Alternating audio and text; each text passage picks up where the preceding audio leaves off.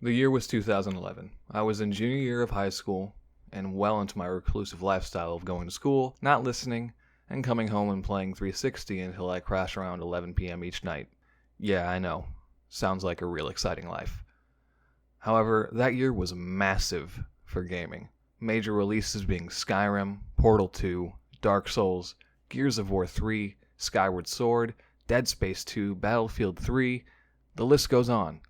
2011 was the year we got the Nintendo 3DS, and at the tail end, the PS Vita. So it's no understatement when I say massive. Majority of the games released are held in high regard today. However, there was one standout that year for me that ended up being more important than I thought it'd be. The Xbox 360 took up most of my attention from 2008 till around 2013 when the PS4 came out. As a side note, I've always been a PlayStation fanboy, but even I can admit in the console war, the PS3 didn't do so hot. And afterwards, we all know the Xbox One was the weakest link. Anyways, there was this event each summer on Xbox Live called the Summer of Arcade, where 5 games would steadily be released and highlighted. It was the 4th year of this event and I was ready. The event had a good streak, giving us Braid, Explosion Man, and even Castle Crashers. So this year was going to be good too, right? I went through a really long achievement whore phase throughout the years, so new games just meant more gamer score for me. Cheap arcade games were the way to go. The Summer Arcade opened up in 2011 with Bastion, a game by a tiny studio of 7 people. I remember buying it the day it came out, another easy game for me to 100% and add to the ever-growing score attached to my gamer tag that the bigger it got, the less of a life I had. I didn't count on it becoming one of my favorite game experiences of all time. If you didn't know, Bastion is an isometric action RPG which followed the kid as he learns what happens to his home, Caelondia, after an event known as a calamity occurred. The kid sets forth with his trusty hammer and goes on an adventure much bigger than himself. I can't say it hooked me as soon as I started. It was a slow burn for me at first. It all stacked up so nicely onto me. The isometric camera angle wasn't something I was too fond of, and neither was the auto-aiming combat it could have. Bastion changed it all. As I progressed and learned the lore of Caelondia through the stranger Rux, voiced by Logan Cunningham, and may I say whoever's decision it was to hire this man as a narrator/main voice of this game, you deserve a Nobel fucking Peace Prize, alright bud. A++ casting. His voice and delivery, buttery smooth. I started to become very attached to this game. I felt for the kid, who was all alone and had the job of rebuilding on his shoulders. I became determined to see it through. Before I get into the meat of what got me though, I feel like it's important for me to say that video game music has never stuck to me. I'm pretty big on lyricism, and I've grown a lot since Bastion came out. In more ways than one, obviously. However, my appreciation for music has been a standout in my growth. And Bastion's music was one of the catalysts that made me appreciate instrumentals or any piece of music missing a vocalist. Specifically, Darren Korb. Bastion's music is described as acoustic frontier hip-hop, but I personally don't categorize it as such. I saw it as more of a haunting, depressed vibe, something along the lines of orchestral bluegrass. Regardless, it's beautiful to me. An OST I can put on repeat and not get tired of. There are story spoilers ahead for Bastion. I will always suggest this game, so if you haven't played it, give it a shot. The turning point for me was when you find Zia. During a mission while you're out hunting for cores, in the distance you begin to hear humming, which then leads to a lovely voice, Ashley Barrett, singing, I dig my hole, you build a wall. After finding the source of the singing, you set upon a tiny island with a grotto and a woman. She agrees to go back to the Bastion with you as her singing continues in the background. The 4 survivors celebrate, and it really sets home for me how dire the calamity was. Zia's haunting melody, the stranger's voice guiding the way, the shattered world I've been trekking, it all clicked for me. It had been hard for me to feel attached to things in life, let alone video games. But this story, setting, music, world building, it got to me. Supergiant knocked it out of the park, giving me an experience I'd never forget and a journey I'd never want to end. I remember beating Bastion for the first time and choosing the ending in which you rebuild Caelondia in order to prevent the calamity from ever happening, then immediately starting over and going for the other ending, alongside completing all the weapon-specific challenges to get everything I could out of the game. Honestly, I think it was one of the first times the game compelled me to start up again right after finishing it for the first time. I was big into multiplayer at the time, and most campaigns didn't do it for me. But I'm thankful Bastion changed that. This was just a start for Supergiant, of course. By the time I was writing this, they had developed 4 games: Bastion, Transistor, Pyre, and Hades. And here's the part that inspired me to make this video, and what made me disappointed in myself greatly. I had barely touched Transistor, played through around 30 to 40% of Pyre, and was very on the fence about Hades. So I sat myself down one day in front of the computer and decided to reignite the flame they once gave me, and make something of a thank you to what is my favorite game studio of all time, Supergiant Games. And so I went back to the beginning, with a return to Bastion. Proper story's supposed to start at the beginning. Ain't so simple with this one. So obviously when I started it back up, the nostalgia hit me like a ton of bricks, but I'm gonna keep that specific feeling short and sweet for this. I think I've already set it up for you all that Bastion is major for me, but I'm glad the feeling overcame me. The game still treats me right, you know? But there was this weird flip side of that feeling for me when I played it. You ever play a game a whole lot, but just forget a chunk? Like, not even because it wasn't memorable, but as in it felt brand new to you? The last third of this game felt so fresh that I was a bit surprised. I remembered the areas with the era, but I didn't remember playing them. But I did. It might not make sense, and I'm not the best with words sometimes. It ended up being a good thing though, because the Calamity Cannon is too damn fun. Playing through again made me realize that this was most likely the catalyst for my love of indie games. There is so much to this game even though there's so little. The art oozes style and the isometric camera gives it such a good feel. They captured walking on floating pieces of land so damn well, especially with misstepping and falling. It really reminds you of what happened to this once beautiful city and brings you back down to earth. I wrote LOL right here in the script. I'm not gonna actually LOL, but I just thought that was notable. I could spiel about this game for hours. The game kicked my ass too. I didn't even have any idols activated either. Either I'm getting bad in my old age, or I just can't remember sucking as much back then. Beating it proved to be satisfying though. I got so excited to experience it again and was happy it did reignite the flame that I mentioned earlier. Though this is definitely one of those games that if I could re-experience it for the first time, I definitely would. One thing that surprised me in my playthrough though was how short it was. 1 second I got the first core, then the next I got the last shard. It really is a small game, and you get what you put into it. I don't see this as a bad thing though. Bloat can be a pretty detrimental thing for a game. Bastion came out during a time in my life before things took a dive. Back then it was easy for me to get sucked into games, as not only was it my coping mechanism, but I convinced myself I wasn't going anywhere in life. Why try and live out my own dreams when my anxiety and depression held me back? So when I did play games, I tried my best to be in the protagonist's shoes. The kid wasn't anything like me, obviously, but I did what I had to. Transistor. I genuinely felt guilt for not playing this, kinda almost like I cheated on them. I know for a fact I bought this game when it came out, and I played it for around 50 minutes. But after that I didn't touch it until now. That's 5 years later. I strained to think about what distracted me in that point in my life. I had just started college. If not, I was in my first year for sure. Smash Bros. 4 was out, so was Mario Kart 8, the original Destiny. Though I believe I was on a massive Assassin's Creed binge at the time. I had challenged myself to 100% all the games. This was caused by the sheer dopeness of Black Flag. I think I 100% of the first 3 or so games. Then I just beat them all normally. I don't recommend the challenge. I have PTSD from getting all the flags in the original. After collecting my thoughts about it for a little, I think the gameplay might have been the culprit behind why I put it down so quickly. It was an important time though. I was just managing to pull myself out of a deep depression to establish purpose in my life. Late 2011 to late 2013 was a very bad time for me. I struggled very much and made sure to isolate myself, because of course everyone hated me, or so the depression whispered.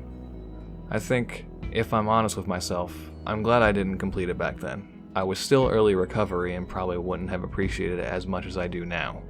Transistor to me is a pretty tragic tale of love, set in a sci-fi setting that seems to teeter the line of dystopian. At least that's how I read the world Supergiant built. Unfortunately, I'll have to go into spoiler territory once more to go in depth on my feelings, so here's your warning. I couldn't really connect myself so well into Transistor, which isn't a jab at the game at all, but I did grow to really appreciate the themes it was going for, and I certainly cared for Red and the mysterious man by the end of the game. The camaraderie I could understand, crafting a world fit for the people, made by the people, all by using the process to tear down and create things. Of course, when you tamper with the tool you use to create this beautiful world, bad shit goes down. Letting all the power and control go to your head ain't too smart. Conveying how much the mysterious man loved Red was very well done. You go through the whole game wondering if they could be together at all, only to get to the end for it to look so hopeless. Unless one thing works. Red's suicide left me sitting there stunned in my chair for a couple minutes. It was so raw. I was a bit taken back with how short the story was. Bastion was short, yet Transistor seemed shorter. But hot damn did the length not take away from this game at all. Supergiant didn't fall into any kind of sophomore slump and improved on their storytelling. I want them to keep getting away with this. As much as I do love diving 30 hours into a game campaign, people ain't wrong that when you get older, it's harder to commit to a game and soak it all in. You can have a cozy little weekend set aside for Transistor and come out really feeling it, which is real dope tier stuff. Also, in case you're wondering, this game kicked my ass even more than Bastion did, providing more evidence to the fact that I'm an old man who can't fit in with the top tier kiddies anymore. Darren Korb continues to knock it out of the park with the Transistor soundtrack, of course. Ashley Barrett has a bigger emphasis this time, and you won't see me complaining. Her voice is heavenly. The synthy sci-fi beats fit Cloudbank real well. They helped complement the story. The beats really stuck out. Also, the fact that the main character of the game is a singer just made it that much more cohesive. Sometimes I just find myself cuddling the Transistor and humming instead of playing the damn game. It felt really warm. Safe. Pyre. There's buying a game and putting it on the backlog for later. Then there's buying a game, playing it for a bit, not liking it, and saying maybe you'll come back to it later, also shoving it to the backlog. But then there's buying a game, liking it, yet it ends up in the backlog still. You just sit there later asking yourself, why? The latter is what happened between Pyre and I. Similarly to what I said about Transistor, I can't exactly recall why Pyre got shoved to the back burner, especially since I played for at least the first third of the game. I wasn't able to get the Nintendo Switch at release, so no Odyssey or Breath of the Wild. Horizon Zero Dawn and Resident Evil 7 came out at the beginning of the year, so those didn't steal the spotlight either, so I can't even make an estimated guess on this one. I talked about feeling guilty about dropping Transistor. However, that feeling doubled for me with Pyre. I really loved the gameplay. 3v3 basketball in a fantasy setting where you can only control one character at a time, leaving them otherwise motionless. Shit gets intense, especially in the later half of the game. Honestly, it didn't even get stale for me. The variety of the triumvirates you face kept it relatively fresh. I think that Supergiant Games really outdid themselves with Pyre. Arguably their most ambitious project. Honestly, after completing the main story, I felt so strongly about it that it rivaled Bastion for me. The scope of the world they build is quite big, not just talking about the map. Everything from the backstories in the book to the different personalities of the characters you meet along the way. They even crafted their own language for it. Saurian. Saurian? I don't know how to pronounce it. Either way, upon doing some research, it has some major roots from Latin, but also has hints of Russian and Japanese. Making a game that puts the player in the mood to where they just don't want to put down the controller, I imagine, is a very hard task. It did happen to me with Pyre. I just started caring about the characters so quickly. Hedwyn, Ruki, Ray, Sir Gilman, Jodariel, all of them. The more time you put into them, the more flushed out their stories are, and I just root for them even more than before. I love the Nightwings as I love my own friends and family in real life. I wanted them redeemed and out of the downside, so it just made every rite that much more intense. Especially the liberation rites. I would find myself so tense at the liberation rites, hoping I didn't let the person I chose down, even if you can save Skim or start. But those dope-ass people at Supergiant made it a double-edged sword, cause a lot of the people on the other triumvirates deserved a second chance too. You, as the reader, can feel other people's thoughts and intentions, so constantly playing against the Fates, for example, learning about old Albert and his son Almer. You learn that you could purposely lose a liberation rite to let someone go, knowing that the rights are numbered, but I just couldn't bring myself to do it. It wasn't even about competition. I held no malice in my heart for most. If you haven't perchance beat it, there's an epilogue at the end that tells you what happened to each character, depending on who was liberated. Some of them are quite heartbreaking. The bittersweet taste of Pyre is something I think everyone should give a try. And no, I'm not forgetting about Corb and his wonderful music. We stan Darren Corb. I just know myself. If I let loose and gush too much, it'll get in the way of the true purpose of this video. I will say this though. The song that plays during the liberation rites? Masterpiece. The theme of friendship really hit me hard thanks to this game. To no surprise, a Supergiant game hits me deep. Anxiety and fear caused me to shelter myself throughout my life, so I didn't have much in terms of friends. I had some. I don't want me being completely friendless to be the takeaway. It just became very hard for me to connect to people. And when you connect to one person in the first 15 years of your life, you can be a bit toxic to them. A bit like a leech. Throughout the trials and tribulations of life, it caused me to grow more and meet a good amount of people, to the point where I see them as family.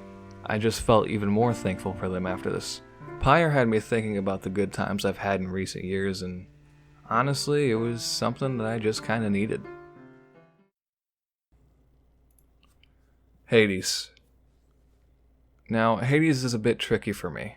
The point of this video was for me to tell the story of how Supergiant games affected me throughout my whole life, also kinda being a giant thank you letter at the same time. Hades, at the time of writing the script, is still in early access.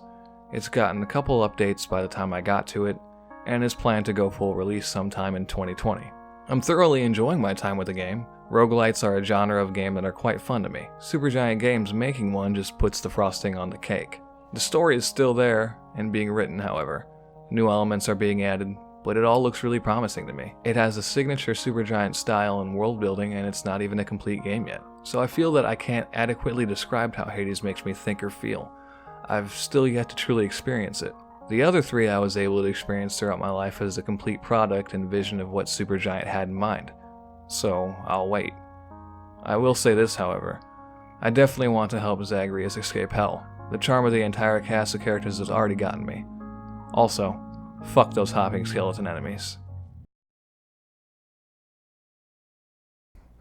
I was afraid going into this that I'd write it like a review on accident.